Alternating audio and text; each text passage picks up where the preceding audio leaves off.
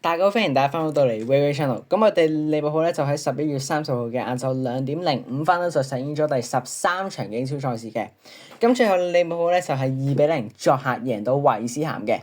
咁贏波就當然開心啦。咁但係今條片咧就想同大家講一講翻贏波呢一場比賽嘅分析啦，所有發生過嘅事啦。咁啊，但係都同大家交代翻斯洛贏完呢場比賽係咪當全部嘢冇事發生過咧？咁佢呢一個嘅領隊嘅地位係咪安全咧？咁一開始咧就睇一睇翻呢個英超聯賽榜先啦。咁利物浦上一場賽事完結咧就排緊第12位，攞住18分啦。咁就同愛華頓、曼聯同埋熱刺一樣嘅。咁啊，今場就呢一場嘅賽事完結咗，但係呢一周嘅全部賽事就未完結嘅。咁啊，暫時咧就仲有阿仙奴對住車路士未踢啦。咁啊，所以咧依家利物浦咧其實就係第8位啦。咁啊升咗4名，但係咧就未確認到嘅。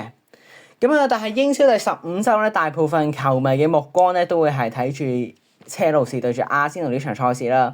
咁啊，就應該就嚟踢㗎呢段時間。咁啊，高爾爬馬咧就復出啦。咁如果阿仙奴獲勝咧，佢哋就會係有9分嘅領先優勢，和波咧就會收窄到6分啦。如果車路士贏波嘅話，就收窄到3分。咁啊，當然曼城咧就已經係贏咗波㗎啦。咁啊，所以就都要再睇一睇呢一個嘅車路士啦，呢一個嘅情況嘅。咁啊，係啦，曼城3-2贏咗列斯聯啦，咁就更加係有科頓入2球啦，補時階段同埋一開波59秒咧，1分鐘之內就已經入咗波啦。咁啊，呢一個嘅入球其實就係本季第2，即係入得最快嘅入球啦。咁啊，然後就仲有新特蘭3-2反超般尼茅夫啦。咁Tyler Adams 更加係喺半場圈嗰度入波啦。咁啊，最後仲係有紅牌出現添嘅。咁啊，然後紐卡素咧又再破呢一個本季最快入球紀錄啦。咁咧今次就係52秒入波喎。紐卡素方面，咁啊最後就1-4，紐卡素咧就贏咗愛華頓啦。咁啊，賓福特就3-1打敗咗呢一個嘅般尼啦。咁啊，泰亞高更加就係成為第一位賓福特球員最快入到10球嘅英超入波啦。咁啊，然後今日啦就仲有曼聯2-1反勝呢一個嘅作客嘅水晶宮啦。咁啊，英超改例射12碼 two touch 咧就可以補射嘅。咁啊，輸咗1球之後咧，就更加有爵士同埋曼治嘅入波啦。咁啊，利物浦贏唔到咧，就竟然曼聯贏到。咁啊，但係其實水晶宮對完我哋利物浦嗰場贏波，其實已經係開始跌鑊㗎啦，即係好似對住歐聯嘅比賽啊，所有嘢啦。咁啊，曼聯呢一場贏完咧，就即刻上到第6位先嘅。咁啊，我哋利物浦嘅傷情更新啦。咁啊，首先就係伊基迪基咧都係有講過今場其實就可以踢到啦。沃斯都係話預計今場可以踢到啦。阿里遜今場就可以踢到啦。咁啊，原來佢就係喺歐聯嘅比賽之後咧，就話原來係有少少嘅受傷啦，無論係 training 嗰度啊。咁啊，然後岡拿巴特利、Frimpong 同埋 Leone 就更加係受力嘅啦。咁啊，Frimpong 同埋巴特利咧更加就要係喺12月先至復出啦。咁啊，斯洛就話復出嘅時間應該係差唔多嘅啫。咁啊，比賽回顧啦，我哋利物浦最後咧就係2-0打敗到韋斯咸啦。咁啊，更加有紅牌發生嘅。咁啊，統計數字我哋就佢哋係冇射過波啦，我哋就即係有射過。佢哋冇射門中目標，我哋就有5球射門中目標啦。咁啊，然後我哋嘅控球率咧更加係達到56%啦。咁啊，其實上半場更加多添嘅。咁啊，上半場咧就冇打開紀錄，但係就好多攻勢㗎已經。先發陣容3日連續52場、53場英超正選咧，就正式今場咧就被破啦。咁啊，53場就先係代表唔止係史諾嘅，即係直情係喺高普嗰段時間時已經係開始呢一個嘅紀錄㗎啦。咁其實都好 make sense 佢一個咁頂級嘅球員。咁啊，今場咧就選擇用沃斯，咁啊，但係呢個選擇咧都應該其實唔差嘅。咁啊，C.O. 就終於回歸4-2-3-1嘅陣容啦。咁啊，最後雙方咧都係作出3個換人啦。我哋就換咗伊基迪基、中斯同埋羅伯臣啦。咁啊，就再次就俾伊薩正選啦。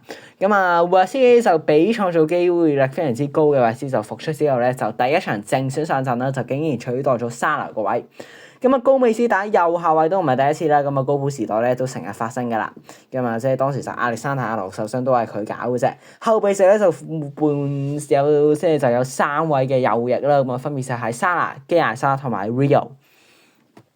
咁啊，今場比賽21分鐘咧，伊薩就1控1傳咧，就俾到高美斯，第一下就推落底啦，咁啊，然後咧就傳個遠處高波，咁加寶就頂入中間啦，咁啊，韋斯就漏啦，其實唔係特登嘅，咁啊，伊薩心口一控咧，倒掛式射門，龍門自然反應擴大個身體，咁啊舉手就撲出嘅，咁啊，然後就解圍啦。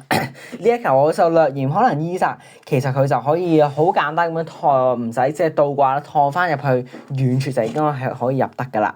咁啊，39分鐘，雲踢克超白色嘅超準傳球咧，就打穿防線。雲比沙第一下就已經知道加寶快過佢，咁所以咧就斜身式解圍。雲比沙太 Q 啊，咁佢個接觸點就唔得啦，個波就彈俾前面嘅加寶，咁佢就 set 俾後邊嘅韋斯射門啦，咁啊可惜就比較細力同埋貼地啦，咁啊龍門就容易撲出嘅。咁啊，但係射門都係唯一嘅選擇啦，咁啊加寶越位後邊嗰有三個嘅回防緊嘅球員啦，咁啊佢就吸唔到嘅。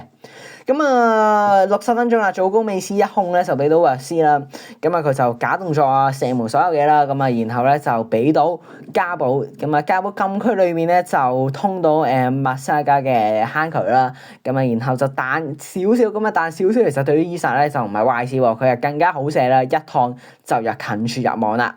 咁啊，終於就入到佢第一球嘅英超入波啦，咁呢球其實都係入得非常之靚嘅，即係差唔多係貼柱入噶啦。82分鐘，岡拿迪咧就對住 Frugal 啦，就頭槌咁啊，塌塌地啦，但係都俾到蘇布斯拿爾。蘇布斯拿就一控一推，咁啊 Frugal 咧就同埋帕基達咧就即刻埋嚟逼啦。咁啊 Frugal 咧佢就用呢一個手同埋膊頭撞啦，咁啊球證就吹罰球，咁啊蘇布斯拿都好無奈坐咗喺地上面啦，即係都係嘥時間自己整理嘢嘅啫。咁啊然後帕基達咧佢就係因為個犯規喎，咁咧就去即刻就向球證問啦，咁啊，然後一連串我就有5個嘅 screenshot 啦，咁咧就係即係無論係手勢啊，即係唔係舉中指，但係都有好激動咁樣啦，咁啊即係都同球證爭議，咁啊攞黃牌投訴，咁啊去到隊長保雲咧都要同球證傾啦，咁啊法蘭迪斯就阻止，咁啊帕基達咧即係但係都阻止唔到帕基達啦，咁啊黃牌投訴其實就係因為淨係呢一個嘅隊長先可以同球證直接傾偈嘅啫。咁啊，然後咧，球證咁啊出示第二張黃牌啦，2黃1紅就驅逐離場啦，2張黃牌都係因為投訴。咁啊離場嘅時候仲要拍手掌啦，咁啊唔知呢一個後尾 PGMOL 會唔會加監嘅？咁啊第二張黃牌咧就係有 show 到出嚟啦，就係加寶唔係加寶貝士就即係搞翻蘇布斯拿爾嘅時候咧。就係俾嘅，咁啊相信雲迪克就唔係搞事啦，咁啊中間巴西隊友阿里遜咧都有阻止佢唔好繼續同對球證繼續生意啦，咁啊但係無論係敵友同埋隊友阻止佢咧都阻止唔到啦。咁啊8分鐘，咁啊就古香味咧就俾到Fuker 啦，咁咧佢就控球控幾下，咁啊岡拿迪韋斯加分俾自己啲加位嚟嘅，都包圍佢噶啦。咁啊上次射波就彈中岡拿迪啦，然後咧就向後轉身攞波，咁啊馬里士達就唔知係咪有影響定係點樣跌低咗，咁啊蘇布斯拿同埋 Fuker 就兩個一齊鏟埋佢啦，咁啊結果咧就俾隔離嘅保雲執到 set 金波，一抽射非常之快啦，咁啊阿里遜都冇反應，咁啊可惜就唔中目標嘅啫。咁啊2分鐘啦，咁啊羅伯臣就打反擊啦，咁啊就俾到伊迪基，咁啊推幾下咧就俾少少加寶就輕輕踢高個波啦，咁啊禁區內嘅羅伯臣咧就再挑高個波，咁啊去到無人之境嘅龍門前面，蘇布斯拿爾咧就追埋落去啦，咁啊竟然就快過龍門攞到個波，佢就回翻俾高美斯啦，咁啊佢就高波掉入去加寶，哇呢一球其實真係我都估唔到會漏頂，即係我都以為係唔會俾到噶啦，應該係解圍啦，咁啊結果有人漏頂之下咧就容易射入，咁啊完場前咧就2-0啦。咁啊呢一場比賽當然就贏得非常之好啦，咁啊同埋就係士氣大增啦，咁啊唔知即係沙尼就後備都冇上翻嚟踢嘅，咁啊即係唔知呢一個係咪一個影響咧贏波，咁啊但係史諾佢呢一個情況又係咪安全咧？即係我哋都唔可以忘記2連敗之前啊都有4連敗嘅，咁啊依家第8位其實佢應唔應該被炒咧？咁啊呢場比賽開始之前咧，其實都有好多嘅評論啦，即係當時即係我其實呢一個 topic 已經係做咗，即係賓福特啦，即係英超聯賽我哋就輸咗俾佢哋3-2之後，當時聯賽就已經4連敗㗎啦。咁我已經有講過呢個話題咧，咁當時其實情況又未咁壞嘅，但係過多4場之後就再輸多3場比賽啦，咁啊全部就已經係將呢個 topic 咧喺 social media 所有嘢咧係洗晒版㗎啦。咁啊，歡迎大家撳翻呢個右上角睇一睇翻呢一條片啦。咁啊，但係嗱，首先第一樣嘢就係上季英贏英超聯賽冠軍嘅功勞，佢自己有幾大咧？即係我又唔信你俾莫耶斯上去教利物浦咧，佢都會贏到冠軍嘅。咁啊，首先高普就問你費明路沙拿啦，咁啊非常之頂級嘅組合。然後就到紐尼斯、路易斯大亞斯啦，呢個就係佢嘅第二代啦。史諾第三代佢就改造咗加豐貝治去到 CDM 啦，然後就參入咗加保其實高普時代就已經係有噶啦，咁啊伊薩、伊基迪基、沙拿、基艾莎，咁啊當然佢贏冠軍咧，其實就係用翻路易斯大師、紐尼斯同埋沙拿呢一個嘅組合啦，咁啊當然嗰陣時都有基艾莎，其實佢都冇乜作用嘅嗰陣時，咁啊但係冇錯啦，依家就有伊基迪基啊、伊薩啦，即係紐尼斯同埋路易斯大師走咗咧，就係佢重組啦，咁啊當然重組呢樣嘢，無論係對住任何嘅頂級嘅教練咧，都唔容易噶啦。咁啊，但係我就即係呢一個就自己大家衡量嘅啫，即係究竟上季佢嘅影響有幾大咧？佢嘅功勞。咁啊，然後啦，先發陣容嘅對比啦，咁啊當然高普就用開4-3-3陣容啦，咁啊史哥就用4-3-1嘅普通嚟講到，咁啊近幾場就有少少嘅例外啦，咁啊但係當然就改造咗加豐貝治，但係其他其實我都冇乜話特別多嘅即係其他嘅嘢啦，咁啊可能今季就用多咗加保啦，咁啊因為路易斯大亞斯就走咗啦，咁啊如果唔係，其實路易斯大亞斯咧，即係上季都成日係俾史諾咧係打偽9號嘅，咁啊作用都的確非常之好啦，把握力又非常之好嘅，咁啊但係即係我覺得就冇乜話太大分別嘅。咁啊，英超聯賽2-3球季啦，咁啊當時利物浦咧就跌鑊噶啦，即係仍然呢一個嘅社區盾啦，咁啊去到第8位嘅最差，第10位都有啦。咁啊高普更加就係話，如果換咗其他嘅教練咧，佢一早咧就會係被炒噶啦。佢咧就都係認嘅自己嘅過去咧就拯救咗佢啦。咁啊佢嘅過去咧其實就係贏咗唔止一個聯賽冠軍啦，一個歐聯一個聯賽冠軍啦，一個 FIFA Club World 啦，咁啊一個嘅 FA Cup 啦，一個嘅聯賽杯啦，咁啊然後 Super Cup 咧都贏過嘅。咁啊當時其實佢唯一未達成嘅獎杯啦，即係就係23-24球季嘅另外一個嘅League Cup Winners 嘅啫。咁啊，即係佢咁多嘢都先至可以補到佢咧，即係唔俾人哋炒啦。咁啊，史諾就係得一個聯賽冠軍咧，又係咪可以令到佢咁樣咧都可以生存到咧？咁啊，再睇翻咧，之前高普之前嗰個教練咧就係Brendan Rodgers 啦。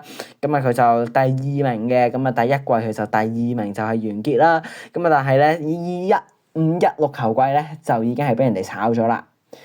咁啊，所以其實就係話。我自己覺得咧，其實係唔可以低過第8位啦，即係最多，即係因為其實就即係高普佢帶翻上嚟嘅功勞已經係冇晒噶啦。咁啊，但係另外一個問題就會顯出啦。咁啊，如果史諾今日俾人哋炒，咁佢嘅替補人會係邊個咧？咁啊，依家嘅 odds 就係高普有1-2-1啦，咁啊，然後 Areola 咧就有1/5嘅機率啦。水晶宮同埋呢一個嘅阿士東維拉嘅教頭咧都有1/6同埋9/1嘅機會啦。咁啊，謝拉特咧就有10/1嘅機會嘅。咁啊，首先就係謝拉特就教保數山唔係佢強項啦，咁啊教阿士東維拉咧都唔係太成功嘅啫。咁啊國際米蘭啦，暫時都係爭冠嘅目標，所以佢就應該唔會離隊噶啦。咁啊，然後水晶宮嘅教頭同埋阿士東維拉嘅教頭暫時都係比利物浦強得多嘅佢哋嘅隊，咁啊所以咧都唔會噶啦。咁啊，唯一就係高普啦，即係佢就依家當然退咗役啦，咁啊佢就有講過可能咧係會翻到利物浦，即係其實佢係理論上係可以發生嘅。咁啊，但係佢走嘅時候，佢嗰條片佢就係話 running out of energy 啦，咁唔知1年內係咪真係足夠俾佢可以搞一搞翻掂呢一樣嘢啦，就可以令到佢真係可以繼續教翻利物浦咧。咁啊，第二個人選啊就係教緊般尼茅夫嘅 Areola 啦，咁我就覺得佢最可能嘅人選，同埋利物浦都有個效得除咗高普之外最唔錯嘅人選噶啦。咁啊，佢就即係教過西班牙啦，咁啊當然就教過般尼茅夫2次啦。咁啊，其實佢就唔錯嘅，即係就 set 咗2次嘅新球隊嘅紀錄啦。咁啊，但係就唔知佢教頂級嘅即係爭冠嘅球隊會係點嘅。咁啊，你都知有啲嘅教練就中意教一啲即係低游嘅球隊，教翻佢哋去前四咁啊唔錯啦。咁啊，即係但係就唔代表佢哋教翻即係攞第一啊爭冠嘅球隊會係好嘅。咁啊，佢更加係冇贏過利物浦啦。咁啊6次。係啦，咁啊，然後啦，我哋就好快就做埋個前瞻啦。咁我哋利物浦對住新大蘭呢場賽事咧，其實就係第一場嘅英超快車啦，今季。咁啊，就會喺英國時間星期三3月2號嘅夜晚8:3啦，咁係香港時間嘅星期四12月4號嘅凌晨3:3啊。咁啊，雙方都嚟到晏菲路嚟展開呢一場嘅英超賽事啦。咁啊，上季即係當然新特蘭就係升班馬啦。咁啊，依家佢哋就排緊第7位，都係一個非常之強嘅升班馬嚟嘅。即係我都係 expect 佢有機會爭前四嘅。咁啊，英超唔係佢哋英冠上一季咧就第4位啦。咁啊，更加就係靠呢一個嘅英超資格賽咧打敗到錫菲聯啦。咁啊，所以咧就可以踢英超嘅今季。咁啊，下季嘅轉會窗啦，咁佢哋嘅走人就分別就係有Jack Clarke 就去咗葉少域茲啦，咁啊，然後 Luis Simando 咧就去咗祖雲達斯，咁啊，其他球員就都唔係太顯眼啦。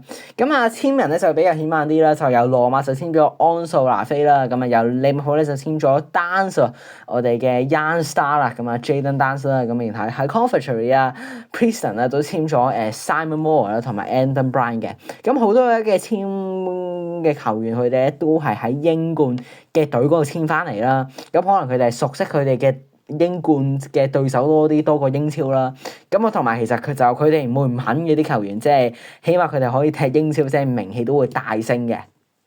咁啊，新特蘭啦，咁啊佢哋嘅熱身陣容咧，佢哋就贏咗，唔係佢哋就係啦，佢哋就贏咗般尼茅夫3-2啦，咁啊輸咗俾富咸作客0-1啦，同埋就係和咗阿仙奴主場2-2嘅。